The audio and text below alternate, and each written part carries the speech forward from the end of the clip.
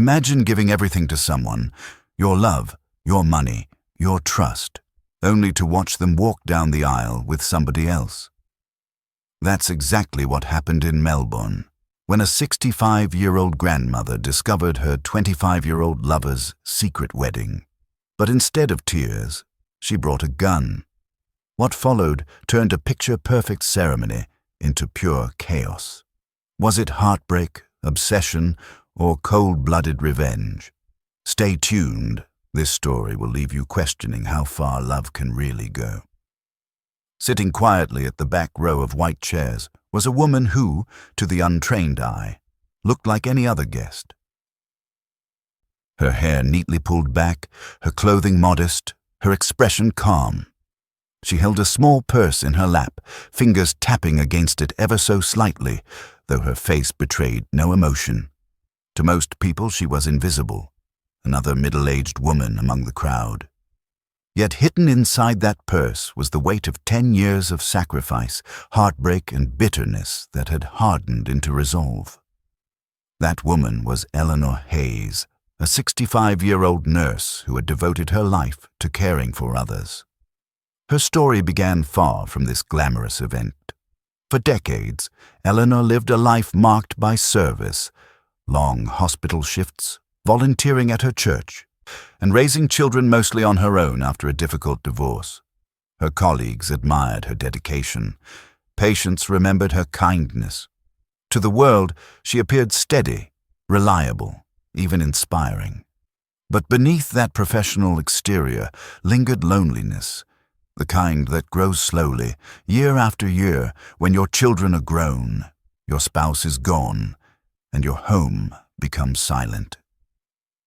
Into this quiet life walked Noah Grayson, a man 40 years her junior, with the restless energy of youth and dreams too big for his means. At only 25, he radiated confidence and charm, speaking of ambitions that seemed just out of reach. To Eleanor, he was a spark in a world that had long felt dim. What began as casual mentorship soon blurred into companionship, then dependence. She paid his debts, bought his car, funded his studies. Each gesture of support deepened her attachment, convincing her that she wasn't merely helping a young man succeed. She was investing in a shared future. But what Eleanor perceived as devotion, others might have called blind faith. For Noah, the dynamic was different. He accepted her generosity, relied on her stability, but his heart wandered elsewhere. As months turned to years, subtle shifts began, late nights explained with vague excuses, affection that cooled, messages left unanswered. Eleanor, driven by hope and the fear of being alone again, dismissed the warning signs. She told herself he was stressed, busy, distracted by his career. She believed his reassurances, clinging to the idea that loyalty still anchored them together. Then the truth struck like a thunderclap. A letter arrived in Eleanor's mailbox, an elegant envelope sealed in gold. Inside, a wedding invitation bore Noah's name, but alongside it was another, Sienna Clark, a young woman whose wealth and social world shone brightly compared to Eleanor's quiet, working-class life. The date, the venue, the names. It was all there, etched in bold type. For Eleanor, that invitation wasn't paper. It was betrayal in its purest form. Every sacrifice she had made, every dollar spent, every moment invested in him now seemed meaningless. The image of Noah standing at the altar with someone else haunted her. She saw him laughing, promising vows he once whispered to her, embracing a future that she had believed was theirs. Rage and heartbreak intertwined, drowning out reason. In her mind, the scales had tipped. She had given everything, and in return, she was left with nothing but humiliation. So, on the morning of Noah's wedding, Eleanor did not prepare like the other guests. There was no celebration in her heart, no joy in seeing two people begin a life together. Instead, she prepared for confrontation. She placed a firearm in her purse, its cold weight a grim reminder of the irreversible decision forming in her mind. Then she drove through Melbourne's streets, each mile pulling her closer to the scene where devotion would finally collide with vengeance. The garden was decorated in pastel blooms, champagne flutes sparkled in the sun, and a string quartet played softly as guests mingled in elegant attire. The bride, radiant in her gown, walked the aisle with a smile that seemed to light the world. All eyes turned to Noah, his tuxedo pristine, his expression one of joy. The perfect day for him and Sienna, the dream beginning of their lives together. But Eleanor's eyes did not see beauty. She saw betrayal wrapped in white lace and champagne. She sat quietly, her presence unnoticed, her breathing steady. To the world, she looked calm. Inside, she replayed every sacrifice, every lonely night, every lie she had swallowed to hold their fragile bond together. And then, with vows hanging in the air, Eleanor reached for her purse. What happened next would silence the music, scatter the guests, and dominate headlines across Australia. It would spark debates that continue even now. Was this the tragic collapse of a woman who gave too much, or the cold act of someone who let obsession take control? This is not just the story of a wedding gone wrong. This is the story of how love, when unbalanced and unreciprocated, can transform into something devastating. To understand how Eleanor Hayes reached the point of walking into a wedding with a gun in her purse, you have to start decades earlier. Long before she became the center of a sensational trial, Eleanor was known as the kind of person who put everyone else first. Born and raised in Melbourne, she entered adulthood with the same quiet determination that would define her career. Nursing wasn't just a job for Eleanor. It was her identity. Colleagues described her as dependable, always the first to cover an extra shift, always the one who stayed late to comfort patients when families couldn't be there. Over 4 decades, she built a reputation for compassion, often sacrificing her own rest for the sake of others. At home, though, the story was far less stable. Eleanor married young, raised her children with discipline and warmth, but her marriage eventually unraveled. The divorce was not explosive, but it left her scarred. She rarely spoke about it, brushing questions aside with the same smile she wore for patients. But those who knew her well understood. The end of that relationship carved out a loneliness she never quite recovered from. By her mid-60s, Eleanor's children were adults with their own families and careers. Her house, once full of chatter and routine, grew quieter each year. The sound of laughter around the dinner table faded, replaced by the hum of the television and the occasional phone call from a distant grandchild. She told friends she enjoyed the peace, but the silence weighed heavily when the nights stretched on. Faith became her anchor. She attended services regularly, volunteering at her local parish, bringing meals to elderly neighbors, and collecting donations for community drives. Outwardly, she seemed fulfilled, the image of a woman who had embraced her later years with grace. But privately, Eleanor longed for something more. A companion to share the burdens of aging, someone who would see her not just as a caregiver, but as a partner. It's important to understand that Eleanor was not reckless or naive. By all accounts, she was cautious, even guarded after her divorce. She wasn't actively searching for romance. She told herself that at 65, love stories belonged to younger women. What she could hope for, maybe, was small moments of companionship. A friend to have coffee with, someone to talk to at the end of the day. She kept these desires mostly to herself, burying them beneath layers of duty and selflessness. But those quiet longings mattered, because when Noah Grayson entered her life, he fit into that empty space in ways she didn't fully expect. Before we get to Noah, though, it's worth lingering on who Eleanor was at this stage of her life. Imagine her in her uniform, tired eyes behind her glasses, hands calloused from years of hospital work, yet still steady when changing dressings or comforting frightened patients. She was respected, admired, and even loved by many. But admiration isn't intimacy. Respect isn't companionship.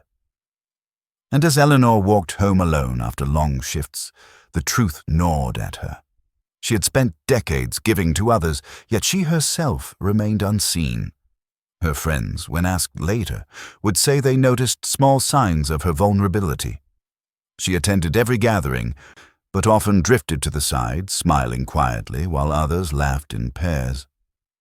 At family events, she doted on grandchildren but left early, perhaps to avoid the sharp ache of returning home alone. Eleanor's solitude wasn't dramatic.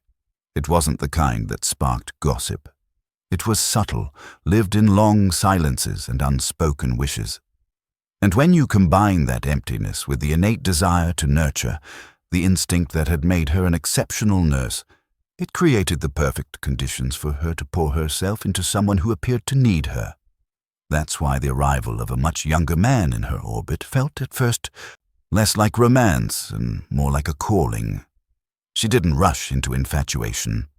She saw him as someone she could help, someone who made her feel useful outside the walls of a hospital. But beneath that, unacknowledged even to herself, was a yearning to be needed, to be chosen, to no longer carry her life alone. This context is vital because without it, Eleanor's later choices make little sense. You can't understand the devastating end without seeing the decades of sacrifice that came before. She wasn't a woman accustomed to acting impulsively or violently. She was a woman whose life was built on responsibility and restraint. But even the most responsible person has limits. And when loneliness festers over years, it becomes a silent hunger. For Eleanor, that hunger was about to meet an opportunity in the form of a young man with dreams bigger than his circumstances. Eleanor Hayes first encountered Noah Grayson on what, to her, felt like an ordinary day. She was 65 at the time, busy with her nursing shifts and her volunteer commitments. Life followed a familiar rhythm: hospital, church, home. It was at a community event in Melbourne, a fundraiser for local students, that she noticed him. Noah was standing awkwardly near the refreshment table, speaking with passion about his dreams of working in finance but stumbling over the reality of mounting student loans and limited support. At 25, Noah was at the start of his adult life. He had an intensity about him, the kind that draws people in. His stories were animated, his eyes lit up when he described the career he envisioned, but there was also something raw beneath the confidence, a young man teetering between ambition and instability. To Eleanor, who had spent her life tending to people in pain, that fragility felt familiar. Their first conversation was brief. Eleanor, with her gentle presence, asked him about his studies. He responded eagerly, perhaps too eagerly, spilling frustrations about money, uncertainty, and the feeling of being left behind compared to peers. She listened quietly, nodding with the same patience she used for her patients. At the end, she offered him her phone number, saying simply that if he ever needed advice, or even just a meal, he could reach out. To Noah, it might have seemed like a casual kindness. To Eleanor, it was a spark of something she hadn't felt in years, being seen not just as a nurse or mother, but as someone who still had wisdom and warmth to share. Weeks later, Noah called. It was a small thing.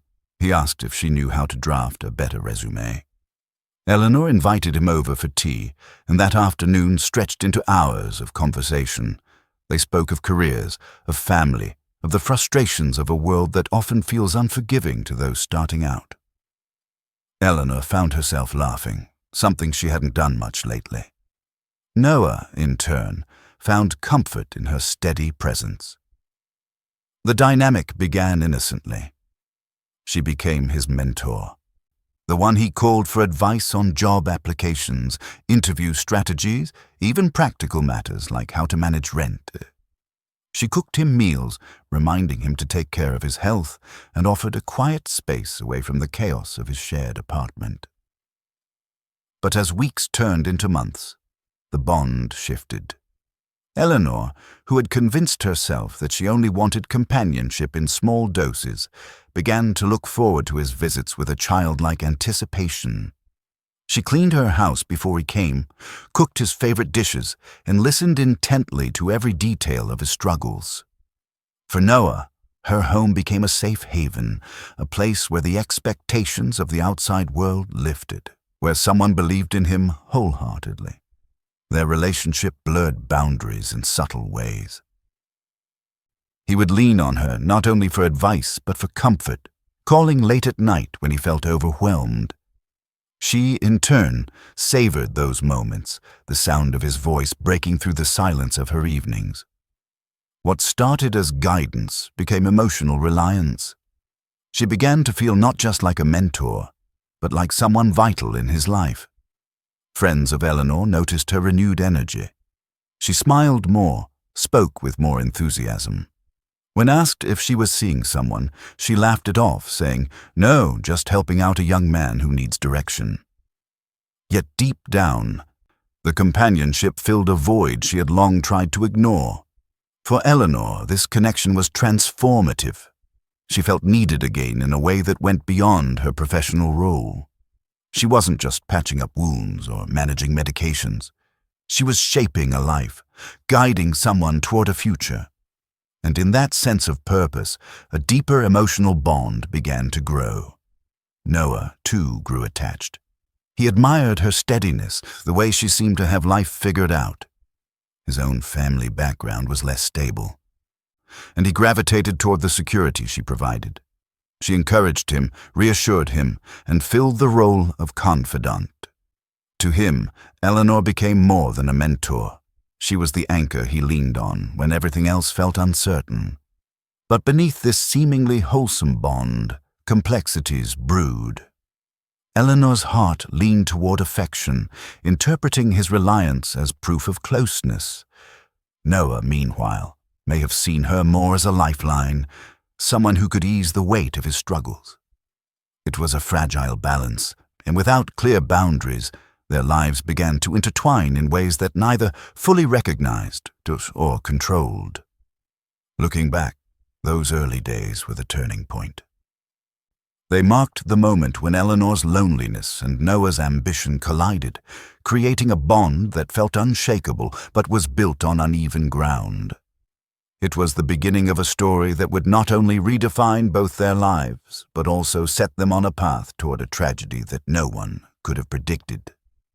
In the months following their first meetings, Eleanor Hayes found herself weaving Noah Grayson into the very fabric of her daily life. What began with cups of tea and words of encouragement soon expanded into gestures far more tangible. For Eleanor, helping him was not an obligation. It was a calling, an extension of her role as nurturer. She convinced herself that each sacrifice was an investment, not just in Noah's future, but in the possibility of a shared life. The first real test came when Noah confessed the weight of his student loans. Sitting at her kitchen table, he sighed, explaining how the mounting interest made it nearly impossible to plan ahead. Eleanor listened, her heart heavy. She knew the exhaustion of financial strain all too well. Without hesitation, she reached for her checkbook. Within weeks, she'd cleared his debt. It wasn't a small sum. But she assured herself it was worth it. This would give him a fresh start, she reasoned. And what is love if not lifting the burdens of the one you care for? But debt repayment was only the beginning. When Noah's old car broke down, stranding him on his way to an interview, Eleanor saw the panic in his eyes. "How can I move forward?" he asked. "I can't even get there." A few days later, Eleanor presented him with the keys to a modest, reliable sedan. He resisted at first, embarrassed perhaps, but she insisted. She told herself she wasn't indulging him, she was enabling his dreams. It didn't stop there. Every semester brought new expenses, tuition fees, textbooks, certification exams. Each time, Eleanor quietly stepped in, transferring money from her savings, assuring herself that one day, when Noah succeeded, Her sacrifices would be repaid in gratitude, if not financially, then emotionally. Friends noticed her increasingly frugal lifestyle, but when questioned, she brushed it off. "It's nothing. I'm just helping someone find his footing." The truth was, Eleanor found joy in giving. Each payment felt like proof of her devotion. In her mind, these weren't acts of charity. They were bricks in the foundation of a life they were building together. She saw herself as his partner, his constant. The idea that he might view her contributions differently never truly crossed her mind. Noah, meanwhile, adjusted quickly to her generosity. At first, he expressed surprise and gratitude. He wrote her notes, brought small bouquets of flowers, and called her his rock. But as time passed, those gestures became less frequent. What once was extraordinary, her paying for an exam, covering rent, or cooking elaborate dinners, became routine. The novelty wore off, replaced by expectation. Eleanor didn't notice the subtle shift. She was too focused on the warmth she felt when Noah smiled at her across the dinner table, too invested in the belief that she was shaping his destiny. Each sacrifice bound her tighter to him, reinforcing the idea that she was indispensable. There were, however, voices of caution. Eleanor's niece, Tara Quinn, once visited and noticed receipts scattered on the counter. Tuition fees, car insurance, even plane tickets. Tara asked gently, "Auntie, are you sure this is wise? He's young, and you've worked so hard for your savings." Eleanor brushed it aside, smiling. "Tara, I know what I'm doing. He needs me." It was that phrase, "he needs me," that revealed how deep her attachment had grown. Eleanor wasn't simply supporting Noah out of generosity. She was binding her identity to his progress. Without realizing it, she began to measure her own worth through his successes. Every new certification he earned, every small step in his career felt like a victory they shared. But there was an imbalance she refused to see. While Eleanor emptied her savings and gave her energy freely, Noah's gestures of affection became fewer, his presence more fleeting. He leaned on her heavily, yes, but more like a crutch than a partner. She became the solution to his problems, not the center of his heart. This uneven exchange laid the groundwork for what was to come. Eleanor, convinced her sacrifices would eventually secure loyalty, failed to notice how her giving blurred into enabling. Noah, growing accustomed to a life where his struggles were quietly smoothed away, began to take her devotion for granted. Sacrifice, in Eleanor's eyes, was the language of love. But what happens when the person you give everything to no longer sees it as extraordinary? What happens when generosity becomes invisible? For Eleanor, each act of giving only deepened her commitment. But for Noah, those same gestures slowly shifted from blessings to expectations. It was a silent divide, one that neither acknowledged but both contributed to. And as the imbalance grew, Eleanor unknowingly tethered her future to someone who was already drifting away. This was the price of her love. Not just money, but her identity, her security, and eventually her peace of mind.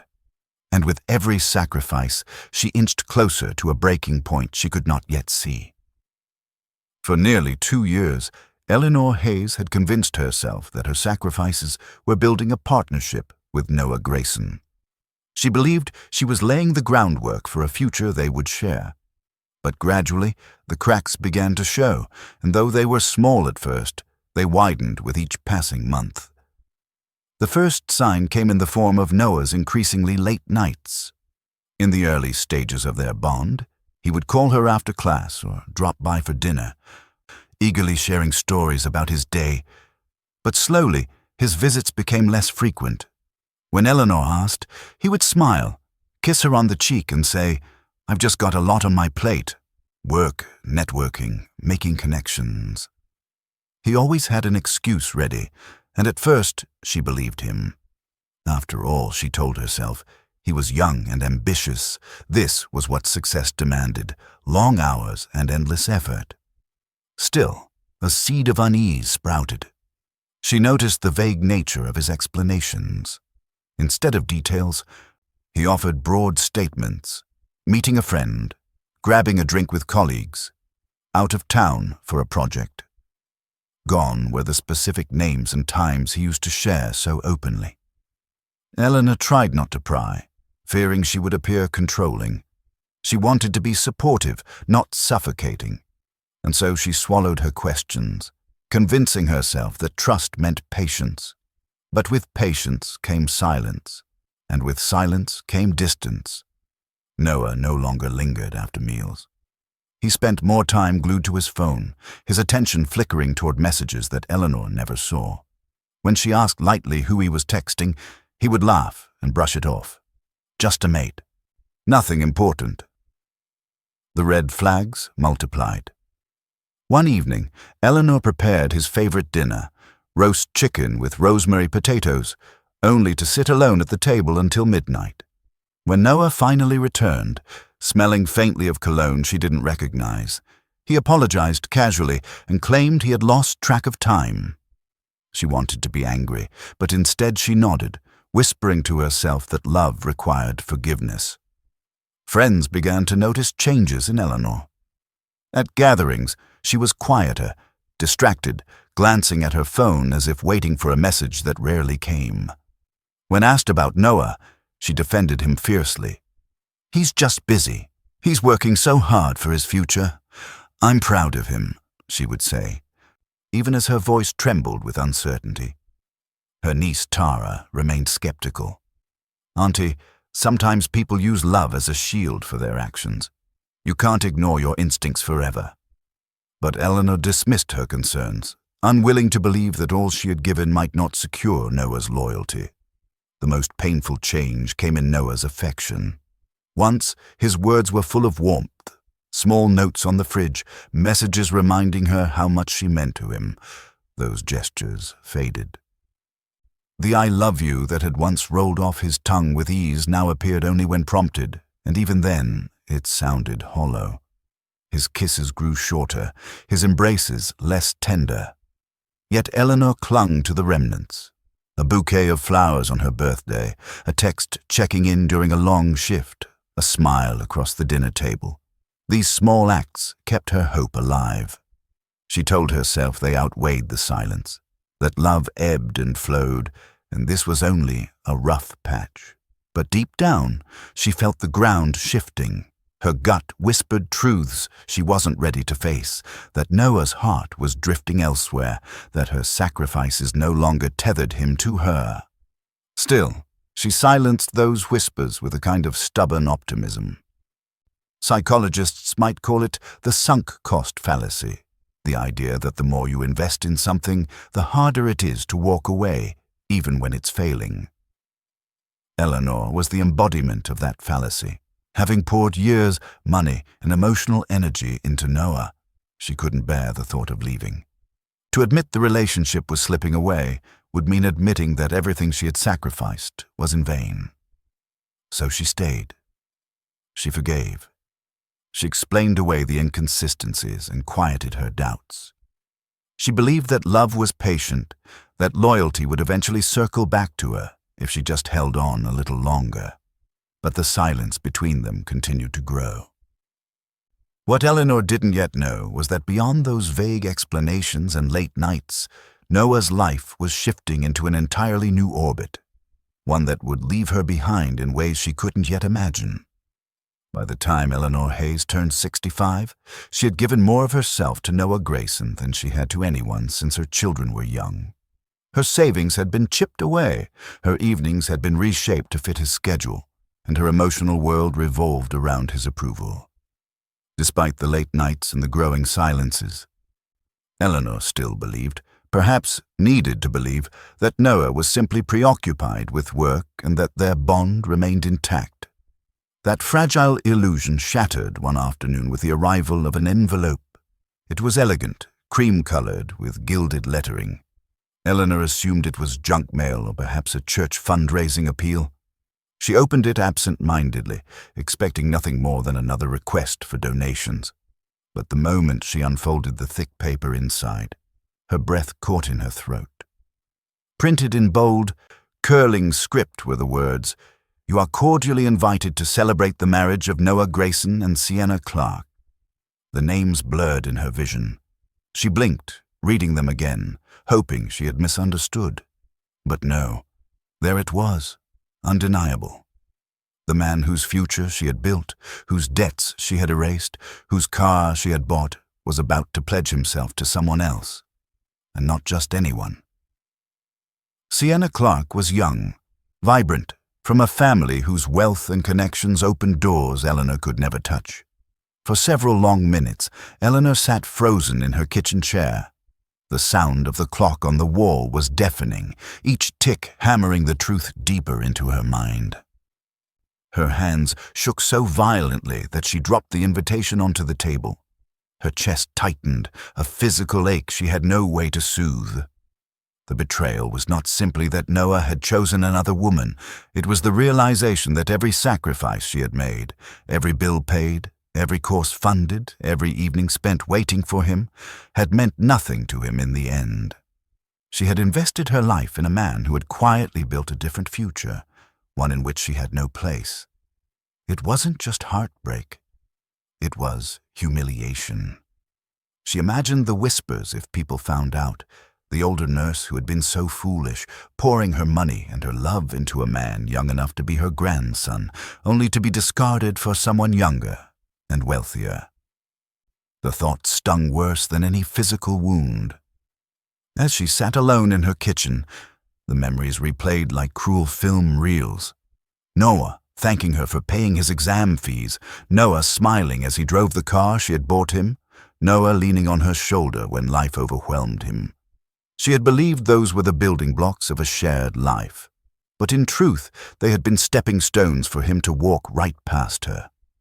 Eleanor's mind oscillated wildly between sorrow, anger, disbelief, and finally, a chilling calm. She wondered if she had ever truly been loved, or if she had simply been useful. Had Noah ever intended to include her in his future? Or had she been nothing more than a temporary support system, discarded once he found someone who could elevate him socially and financially? The invitation was more than paper. To Eleanor, it was a weapon. Each word cut deep. Celebrate the marriage. Noah and Sienna. Celebrate? How could she celebrate a union built on the ashes of her devotion? She placed the invitation back in its envelope. But it felt heavier than before, as though it carried not just paper, but the weight of every sacrifice she had made. She left it on the counter, yet her eyes kept returning to it, drawn by a mix of dread and fury. Over the following days, Eleanor's mood darkened. At work, her colleagues noticed her distraction. Patients asked if she was unwell. She brushed off their concerns with a tired smile. But inside, her thoughts churned relentlessly. She replayed the betrayal over and over, unable to quiet the storm. She imagined Noah standing at the altar, smiling as he once smiled at her, his hand entwined with Sienna's. She imagined him speaking vows, to love, to honor, to cherish, words he had whispered to Eleanor, only to abandon them for someone else. The images tormented her, feeding a bitterness that no amount of prayer or reason could ease. When Tara Quinn, her niece, dropped by to check in, Eleanor tried to hide her turmoil. But Tara noticed the unopened mail piled on the counter, the dark circles under her aunt's eyes, the half-eaten meals. "What's wrong?" Tara asked gently. Eleanor shook her head, unwilling to speak the truth aloud, as though voicing it would make the betrayal more real. That night, Eleanor sat alone with the invitation spread out on the table. She traced Noah's name with trembling fingers, then Sienna's. Side by side, the letters mocked her. She whispered to herself, "After everything, this is what I get." The bitterness congealed into something heavier, a sense of finality she had never felt before. This was not a passing disappointment. This was the collapse of the life she thought she had built, And with that collapse came a dangerous thought. If she had given everything and been left with nothing, then perhaps there was nothing left to lose. The morning of the wedding dawned bright in Melbourne. But for Eleanor Hayes, the sunshine felt cruel. The city seemed alive with joy, as if mocking the storm raging in her chest. She woke before dawn, unable to sleep, her body heavy with exhaustion yet wired with nervous energy. Today was the day Noah Grayson, the man she had poured her life into, would marry another woman. The house around her was silent, but inside her mind, voices clashed, memories of Noah's laughter, his gratitude, his whispered reassurances. Colliding with the image of that cream-colored invitation bearing Sienna Clarke's name. She had tried to pray for clarity, but each attempt only brought more images of betrayal. Instead, she found herself moving mechanically through the morning, preparing for something she didn't dare name. Her purse sat on the counter. Next to it, a small firearm she had kept locked away for years, inherited from her late father. She had never fired it in anger, rarely even thought about it. Yet this morning, her hand lingered on its cold metal frame. For a long time she stared at it, her breath shallow, and then, as though guided by a force she didn't fully control, she placed it into her purse. The sound of the clasp snapping shut echoed like a verdict. Before leaving, Eleanor walked through her home one last time. Family photos lined the hallway, her children as toddlers, her late parents, birthdays and Christmas mornings frozen in time. She paused in front of a picture of herself and Noah, taken years earlier. He was smiling wide, his arm draped casually across her shoulders. She had believed in that moment they were building something permanent. Now that smile felt like a lie carved into her memory. Sliding into the driver's seat of her car, Eleanor gripped the steering wheel so tightly her knuckles whitened. The engine hummed to life, but her chest felt hollow. She pulled out of the driveway and onto the quiet suburban street, the tires crunching against the gravel. The city stretched ahead, each mile a step closer to the garden where Noah and Sienna would pledge their vows. The drive itself was long and tense. The radio played softly, but she wasn't listening. Instead, her thoughts reeled like a storm. Images collided, Noah in his tuxedo, Sienna radiant in white, guests raising glasses to toast their future. With each image, Eleanor's jaw clenched tighter. She whispered aloud as if Noah were sitting beside her. "After everything I gave you, this is how you repay me." Traffic lights blurred past, their red and green glows meaningless. The world outside seemed to move in slow motion, yet inside Eleanor's chest, her heart pounded with suffocating speed. She barely registered the scenery, the cafe where she and Noah once had breakfast, the bookstore she had bought him textbooks from, the park where they had once walked and talked about dreams. Each landmark became a cruel reminder of the life she thought they shared. At one red light, Eleanor caught sight of herself in the rearview mirror. Her face startled her. The woman staring back looked older, more worn, with deep lines etched from years of sacrifice. She thought of Sienna, young, vibrant, untouched by the burdens Eleanor had carried. The contrast felt unbearable. Her reflection whispered a truth she didn't want to admit. She had given everything, and it still hadn't been enough. As she drove, memories spilled in. Writing checks to cover his debts, the day she handed him the car keys, the meals she cooked while he studied late into the night. Each memory, once warm, now burned like acid. She tried to push them away, but they flooded her until she muttered aloud, "I made you who you are."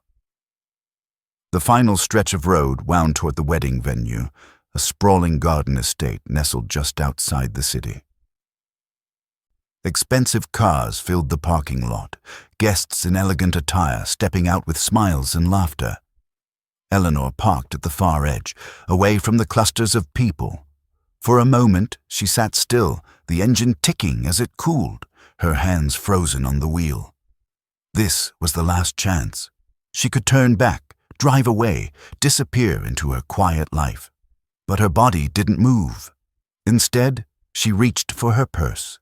The weight inside felt heavier now, a physical reminder of the irreversible decision ahead. She opened the car door. The sound of music drifted through the air. Soft strings, the gentle hum of celebration.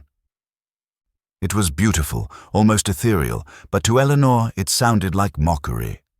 She straightened her posture, smoothed her dress, and began walking toward the garden.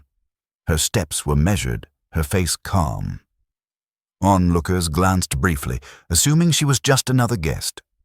No one saw the turmoil hidden beneath her steady expression. With each step closer to the venue, Eleanor felt a strange stillness settle over her. The fury that had consumed her on the drive shifted into something colder, more focused. She no longer trembled with heartbreak. She moved with the certainty of a woman who believed she had nothing left to lose. By the time she reached the back rows of chairs, Eleanor sat down quietly, her purse resting on her lap. The sun bathed the garden in golden light. Guests whispered happily as the ceremony began. The bride would soon walk down the aisle, and Eleanor waited, her heart pounding in sync with the music, as though every note carried her closer to the moment she had convinced herself was inevitable. The garden in Melbourne that morning looked like something out of a bridal magazine. Rows of white chairs lined a manicured lawn, their edges softened by pastel flowers that swayed gently in the breeze. A string quartet played softly near the altar, their music mingling with the laughter of guests sipping champagne under a bright sky. For everyone present, it was a day of joy, the beginning of a life shared between two young people, everyone, that is, except Eleanor Hayes. She had slipped into the venue quietly, unnoticed among the guests. At 65, with her hair neatly pinned and a plain dress that did not call attention, she blended into the crowd. She chose a seat near the back, where she could watch without interruption. To those who glanced her way, she was simply another attendee, perhaps a distant relative. No one saw the storm beneath her calm exterior. The ceremony began with the usual rituals. Ushers guided latecomers to their seats, conversations hushed as the music shifted to a softer tune, and all heads turned when the bride appeared. Sienna Clark looked radiant, draped in white lace, her smile wide and unguarded. She walked slowly down the aisle, clutching a bouquet of roses, her eyes locked on Noah Grayson, who stood waiting at the altar in a crisp black tuxedo. Eleanor's gaze never wavered from him. For the guests, Noah was a picture of happiness, shoulders straight, face glowing with anticipation. But for Eleanor, each detail cut like glass. The way he adjusted his cufflinks nervously, the way his eyes softened at the sight of Sienna, the way his lips curved into a smile that once belonged to her. Every vow he was about to speak felt like a theft. The priest welcomed the crowd, and the ceremony unfolded in measured rhythm. Guests dabbed at tears, whispering about how perfect the couple looked. Eleanor sat rigid, her hands clasped tightly around the small purse in her lap. The weight inside seemed to grow heavier with every passing moment. As Noah began to recite his vows, Eleanor's breath quickened. His words echoed in her ears, not as promises to Sienna, but as betrayals of everything he and Eleanor had shared. To cherish, to honor, to remain faithful. The lines sounded hollow, hypocritical. To Eleanor, it was as if he was erasing her sacrifices with each sentence, rewriting their years together into nothing more than a footnote. The sound of the quartet faded in her mind. The laughter of guests, the rustle of dresses, all of it blurred. The world narrowed until only Noah stood in focus, framed by flowers and sunlight, speaking words that Eleanor felt should have been hers to hear. Her hand moved almost without thought. She opened her purse, her fingers brushing against the cool metal within. Her chest tightened, her pulse thundered in her ears. For one last time, she thought of her sacrifices. The debts cleared, the car bought, the nights waiting for him to come home. She thought of the invitation she had held in her trembling hands, the humiliation of seeing another woman's name beside his. She thought of the years she'd given freely, believing love would secure her place. And then, in a single motion, she raised the weapon. The crack of the gunshot tore through the garden like lightning splitting the sky. Guests screamed, chairs toppled, the quartet stopped mid-note. Birds scattered from the trees as chaos erupted. Noah staggered, shock painted across his face. He clutched his chest, his tuxedo darkening where the bullet struck. His knees buckled, and he collapsed to the ground. The bride's scream pierced the air, a sound raw with terror, as she dropped her bouquet and rushed toward him. Guests surged in every direction, some fleeing, some ducking behind chairs, others frozen in disbelief. A few raised their phones, instinctively recording even in the midst of panic. But in the chaos, Eleanor did not move. She remained seated for a moment, her posture strangely calm, her expression unreadable. While others cried out, she seemed suspended in silence. Then, slowly, she stood, her eyes fixed on Noah as he struggled to breathe. For Eleanor, the world had slowed. The music, the voices, even the screams seemed muffled. All she saw was the man who had consumed her life, lying helpless at the altar he had built with another. To her, it was not just an act of violence. It was the conclusion of a story she had written in sacrifice and betrayal. Around her, guests shouted, some calling for help, others yelling for someone to stop her. But Eleanor remained still, the weapon hanging loosely at her side. There was no attempt to flee, no rush to escape. She had done what she came to do, and now she stood amidst the ruin of a wedding that would never be completed. Within moments, the perfect garden had transformed into a scene of chaos. Chairs were overturned, petals scattered across the ground, children crying as their parents shielded them. Sienna knelt beside Noah, sobbing, begging him to hold on. The priest, trembling, tried to calm the crowd, though his own voice cracked with fear. And Eleanor? She simply watched. Her breathing steadied, her face a mask of cold resignation. She had given everything, and in that devastating instant, she had taken everything back.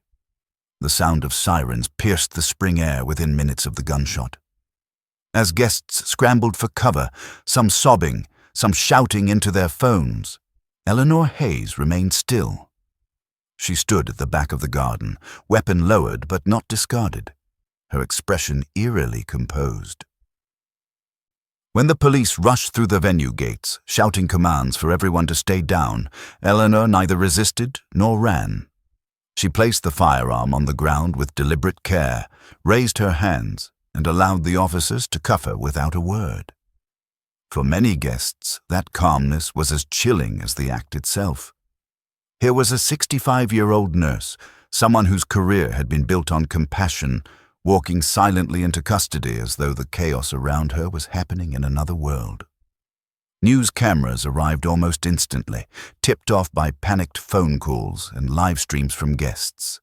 Within hours, footage of Eleanor being escorted to a waiting police car dominated broadcasts across Australia. Headlines blared, "Wedding Day Tragedy in Melbourne, Retired Nurse Opens Fire." The arrest was only the beginning.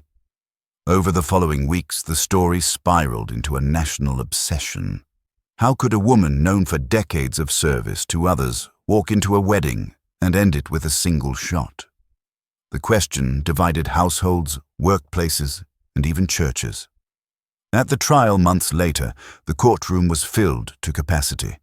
Reporters crowded the back rows, sketch artists hurried their pencils across paper, and cameras flashed as Eleanor was led to the defense table. She looked older than her age now, shoulders slumped, hair grayer, her face worn from sleepless nights behind bars. Yet her eyes were steady, her demeanor strangely serene, as if she had already accepted whatever verdict awaited her. The prosecution began with a stark narrative. They argued that Eleanor had carefully planned her actions. She brought the weapon, drove deliberately to the venue, and waited until vows were exchanged before firing. To the Crown, this was not a crime of passion. It was premeditated revenge. They painted her as controlling, obsessive, and unable to accept that Noah Grayson had moved on with his life. This was not the act of a woman betrayed, the prosecutor declared, voice ringing through the chamber. This was the calculated decision of someone who refused to let go. Photographs of the blood-stained tuxedo and the overturned wedding chairs were shown to the jury. A video recorded on a guest's phone played across the monitors. Screaming guests, the sharp crack of the gunshot, Noah collapsing. Gasps echoed through the courtroom as the grainy clip replayed. The prosecution's case was blunt. Eleanor had destroyed not just a wedding, but an entire future, and she must be held accountable to the fullest extent of the law. Then came the defense. Eleanor's lawyer approached from a different angle, urging the jury to consider the years that led up to that moment. He spoke of Eleanor's sacrifices, her financial support, her nurturing presence, the way she poured herself into Noah's life until her own identity blurred. He argued that she had been emotionally manipulated, used for stability and money, and then abandoned for someone younger and wealthier. She is not a cold-blooded killer, the defense insisted. She is a woman whose heart was shattered, who was pushed beyond reason by betrayal. Witnesses were called. The bride, Sienna Clark, took the stand, dressed in black. Her voice shook as she described watching her fiancé fall in front of her. "We were supposed to start our lives together," she said, fighting tears, "and in one moment it was all stolen." Her testimony was brief but devastating, underscoring the human cost of Eleanor's act. Later, Eleanor's niece, Tara Quinn, spoke for the defense. Composed yet emotional, she recounted how her aunt had sacrificed tirelessly for Noah, paying off his loans, buying him a car, covering tuition and exam fees. "She gave and gave until there was nothing left," Tara said, her voice catching. And when he left her, it wasn't just rejection, it was erasure. Her words painted Eleanor as a woman consumed not by malice, but by despair. Expert testimony added another layer. A psychologist described how loneliness and emotional dependency can warp judgment, how Eleanor's devotion had turned into an identity she couldn't separate from Noah. When he chose another woman, the expert explained, it was not just a breakup. To her, it was the destruction of her entire purpose. The jury sat in silence, weighing two conflicting images. Eleanor the predator versus Eleanor the victim. Was she a calculating woman who carried out revenge, or a vulnerable soul whose pain overwhelmed her reason? Public opinion outside the courtroom was equally divided. Talk shows debated endlessly. Some called Eleanor selfish, accusing her of robbing two young people of their future.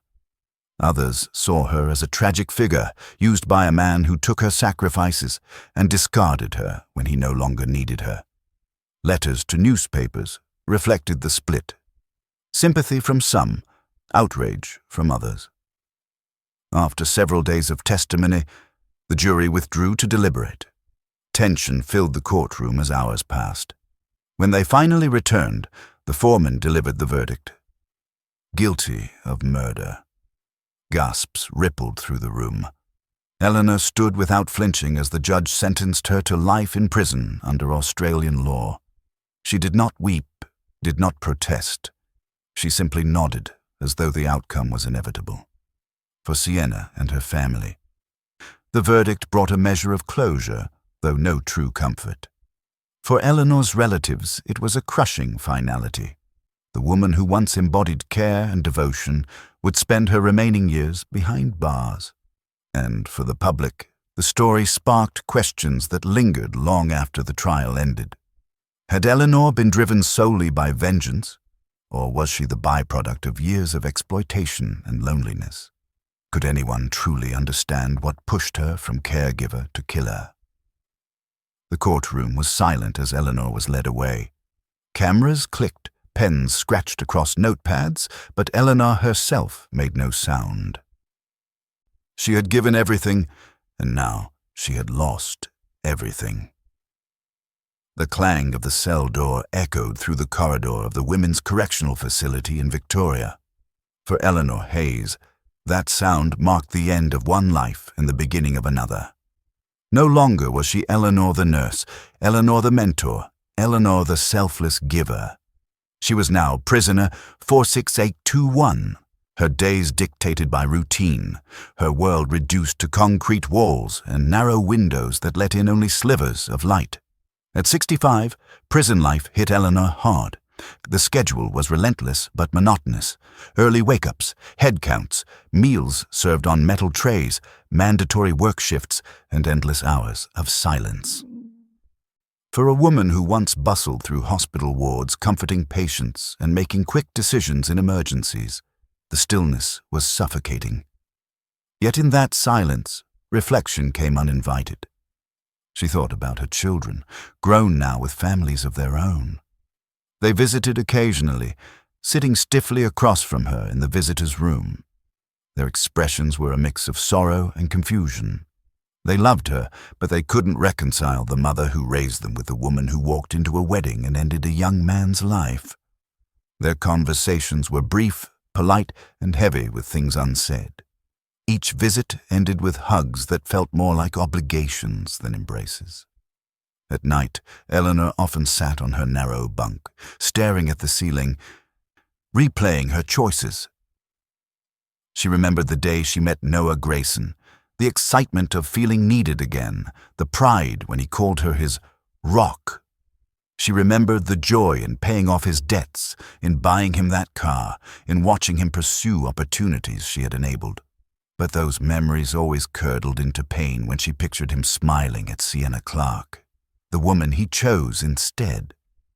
Some nights she wept quietly, her sobs muffled against her pillow so the other inmates wouldn't hear. Other nights she sat motionless, dry-eyed, as if all her tears had already been spent. The weight of her decision pressed on her chest like a stone she could never move. She had devoted her life to healing, yet in one moment she had inflicted a wound that could never be undone. Outside prison walls, Eleanor's case continued to stir debate. On talk shows, commentators argued fiercely. Some insisted she was nothing more than a selfish woman unwilling to accept rejection, a cautionary tale of obsession spiraling into violence.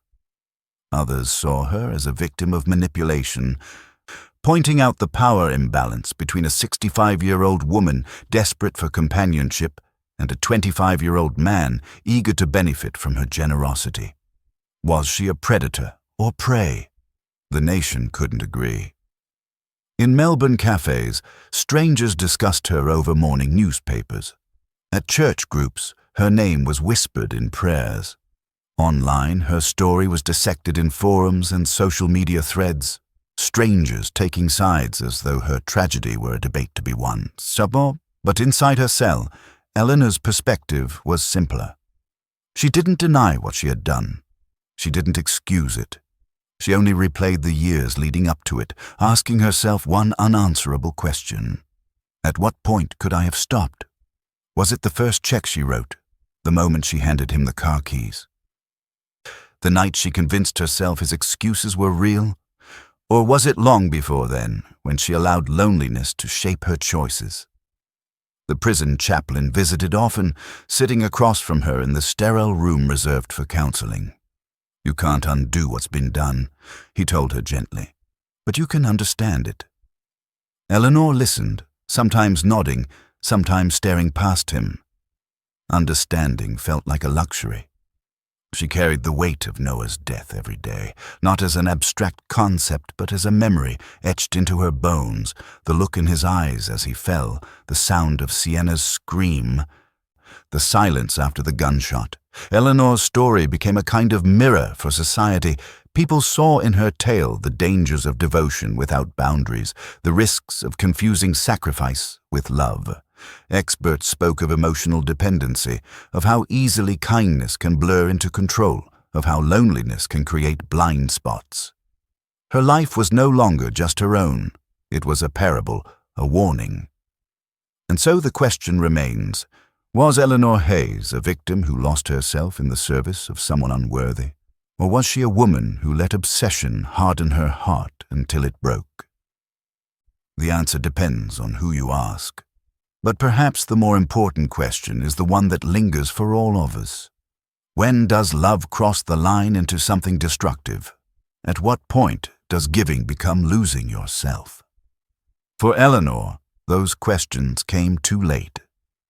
She will likely spend the rest of her life behind prison walls, her legacy forever tied not to the decades she spent saving lives as a nurse, but to the single day she ended one in a garden filled with flowers and music. And for us, her story is a haunting reminder. Devotion without balance can consume. Sacrifice without reciprocity can hollow a person out. And when betrayal collides with obsession, the result can be devastating. What do you think? Was Eleanor pushed beyond her limits by heartbreak, or did she let her obsession destroy her? Could this tragedy have been avoided if she had walked away sooner? Leave your thoughts in the comments below. And remember, sometimes the most dangerous love stories aren't found in fiction. They unfold quietly, in real lives, until one day they explode into tragedy.